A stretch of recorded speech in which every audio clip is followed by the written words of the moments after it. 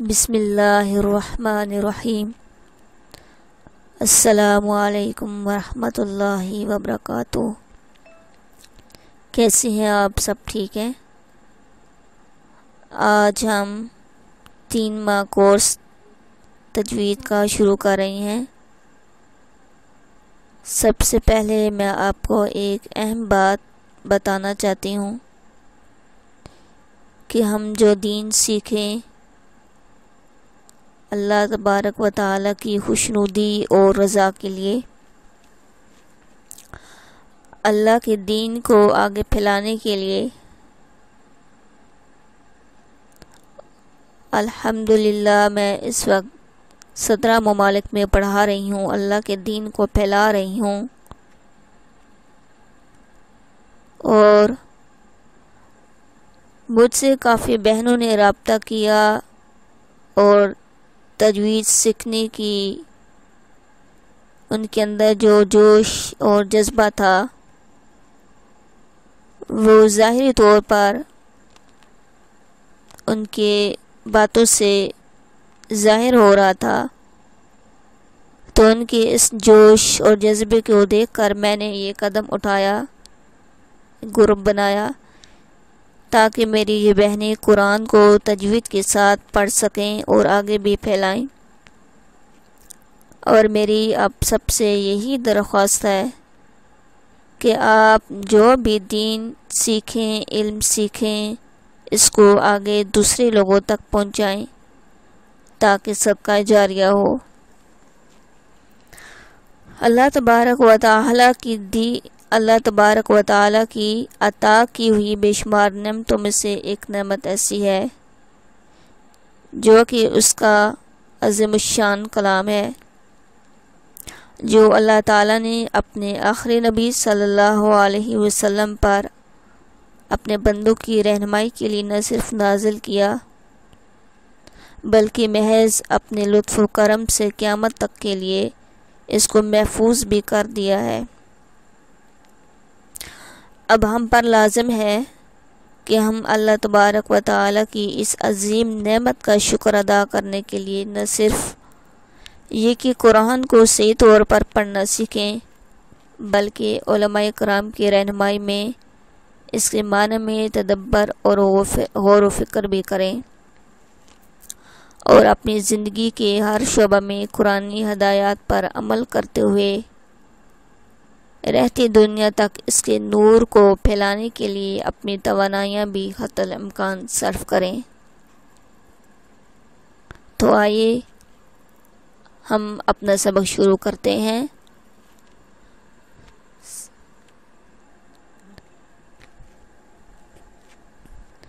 بسم اللہ الرحمن الرحیم۔ السلام علیکم ورحمۃ اللہ وبرکاتہ۔ کیسے ہیں آپ؟ سب ٹھیک ہیں؟ آج ہم 3 ماہ کورس تجوید کا شروع کر رہے ہیں۔ سب سے پہلے میں آپ کو ایک اہم بات بتانا چاہتی ہوں کہ ہم جو دین سیکھیں اللہ تبارک و تعالیٰ کی خوشنودی اور رضا کے لیے، اللہ کے دین کو آگے پھیلانے کے لیے، الحمدللہ میں اس وقت 17 ممالک میں پڑھا رہی ہوں، اللہ کے دین کو پھیلا رہی ہوں، اور مجھ سے کافی بہنوں نے رابطہ کیا اور تجوید سیکھنے کی ان کے اندر جو جوش اور جذبہ تھا وہ ظاہری طور پر ان کے باتوں سے ظاہر ہو رہا تھا، تو ان کے اس جوش اور جذبے کو دیکھ کر میں نے یہ قدم اٹھایا، گروپ بنایا، تاکہ میری یہ بہنیں قرآن کو تجوید کے ساتھ پڑھ سکیں اور آگے بھی پھیلائیں۔ اور میری اب سب سے یہی درخواست ہے کہ آپ جو بھی دین سیکھیں، علم سیکھیں، اس کو آگے دوسرے لوگوں تک پہنچائیں تاکہ صدقہ جاریہ ہو۔ اللہ تبارک و تعالی کی عطا کی ہوئی بے شمار نعمتوں میں سے ایک نعمت ایسی ہے جو کہ اس کا عظیم الشان کلام ہے، جو اللہ تعالیٰ نے اپنے آخری نبی صلی اللہ علیہ وسلم پر اپنے بندوں کی رہنمائی کے لیے نہ صرف نازل کیا بلکہ محض اپنے لطف و کرم سے قیامت تک کے لیے اس کو محفوظ بھی کر دیا ہے۔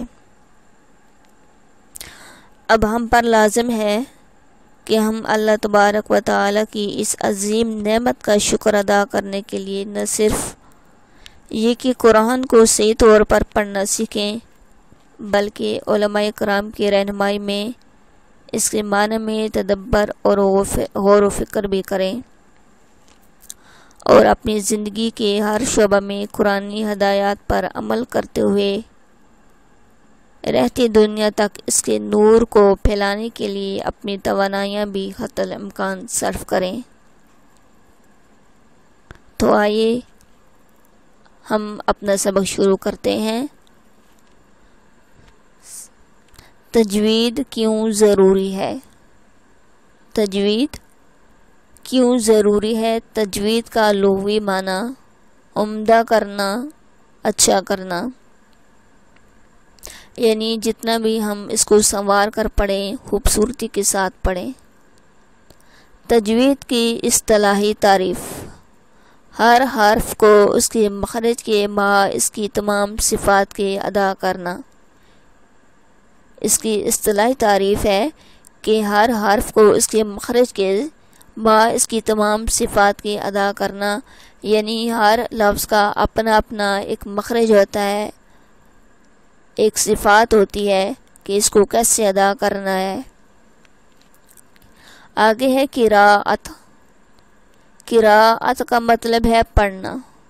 اب کئی جو ہیں وہ پڑھتی ہیں کرت پڑھنا ہے، کرت کہتی ہیں، کبھی کرت کہتی ہیں، تو اصل میں یہ لفظ ہے قراءت، ٹھیک ہے۔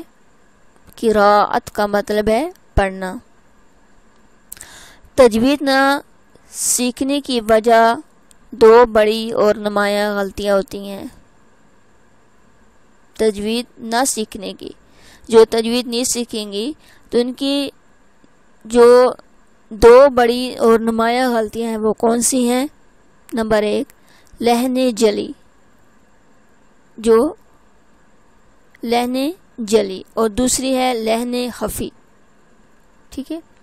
لحن جلی میں ہے بڑی اور نمایاں غلطی کو کہا جاتی ہے، اور وہ 4 طرح کی ہوتی ہیں جو حرام ہے، ٹھیک ہے۔ نمبر 1 ہے کسی حرف کی جگہ دوسرا حرف پڑھ دینا، جیسے قل هو اللہ احد۔ قل کا مطلب ہے کہو، کی جگہ قل پڑھ دینا، ٹھیک ہے۔ اب یہاں پر آپ ویڈیو روک کر آپ خود پڑھیں اس کو کہ آپ کیسے پڑھ رہی ہیں، قل هو اللہ احد پڑھ رہی ہیں یا قل هو اللہ احد پڑھ رہی ہیں۔ موٹے کاف کو باریک کاف کے ساتھ نہیں ملانا۔ اور آگے ہے نصرن۔ نصرن کا مطلب ہے مدد، جیسے اذا جاء نصر اللہ، کہ آئی اللہ تعالیٰ کی مدد۔ اب اس کی جگہ اگر ہم پڑھیں گے نصرن، سین کے ساتھ پڑھیں گے نصرن، تو اس کا مطلب ہوتا ہے گدھ، ٹھیک ہے، تو یہ غلط ہے۔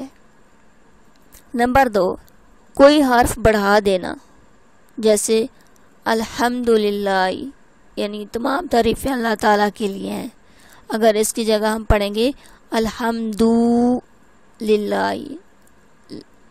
واو لگا دیں گے تو یہ غلط بن جائیں گے اس کے معنی، ٹھیک ہے۔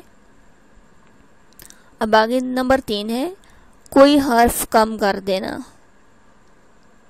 جیسے ولم یولد، ٹھیک ہے۔ ولم یولد کو اگر ہم ولم یولد پڑھیں گے تو یہ غلط پڑھیں گے، اصل میں ہے ولم یولد، ٹھیک ہے۔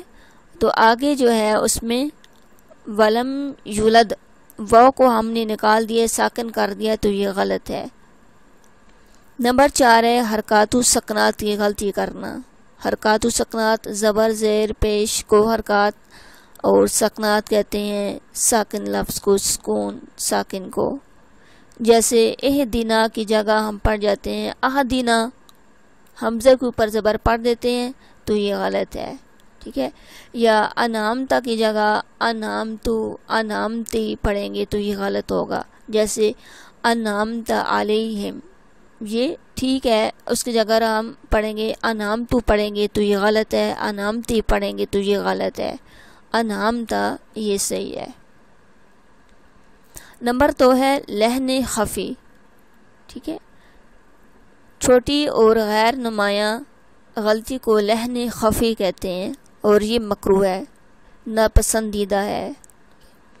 جیسے را کو موٹا یا باریک پڑھ دینا، جیسے ربنا میں را کو باریک پڑھ دیا، ربنا ربنا، ٹھیک ہے۔